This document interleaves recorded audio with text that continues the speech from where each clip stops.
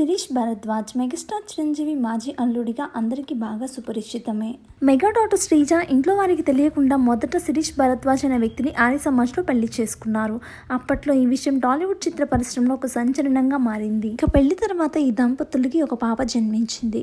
ఆ పాప పేరు నివృత్తి. ఆ తర్వాత వీరిద్దరి మధ్య వచ్చిన మనస్పర్ధల కారణంగా 2011 విడాకులు తీసుకుని ఇద్దరు విడిపోయారు. ఇటీవలే శిరీష్ భరద్వాజ్ అనారోగ్య సమస్యలతో మరణించిన సంగతి తెలిసిందే. ఆయన ఊపిరితిత్తుల సమస్యలతో బాధపడుతూ మరణించారన్న వార్తలు వచ్చాయి. అయితే రీసెంట్ గా శిరీష్ భరద్వాజ్ తల్లి ఓ ఇంటర్వ్యూలో పాల్గొన్నారు. శిరీష్ భరద్వాజ్ ఆకస్మిక కార్డియాక్ అరెస్ట్ వల్ల చనిపోయాడని ఆమె ఇలా తెలిపారు.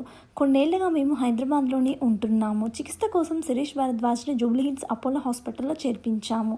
మే 13న భరద్వాజ్ పుట్టినరోజు ఉంది.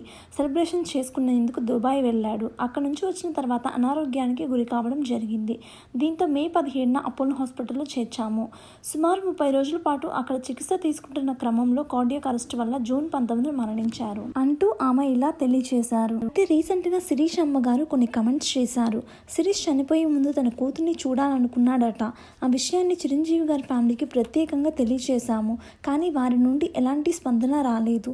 కూతుర్ని చూసుకోకుండా తన కొడుకు చనిపోయాడు అనే వార్త సోషల్ మీడియాలో వైరల్ అవుతుంది. ఇక కూతుర్ని ఒకసారైనా చూసుకొనివ్వాల్సింది అంటూ పలువురు కమెంట్స్ చేస్తున్నారు. తన మనవరాళ్ళు నివృత్తిని చూస్తే నాకు నా కొడుకును చూస్తున్నట్టే ఉంటుందని, నాకు కూడా ఆమెతో కలిసి మాట్లాడాలని ఉంది అంటూ ఈ సందర్భంగా శిరీష్ భరద్వాజ్ తల్లి చేసిన కమెంట్స్ సోషల్ మీడియాలో వైరల్ అవుతున్నాయి. మీకు కనుక ఈ వీడియో నచ్చినట్లయితే లైక్ చేసి ఇలాంటి మరిన్ని వీడియోస్ కోసం మన ఛానల్ని సబ్స్క్రైబ్ చేసుకోండి.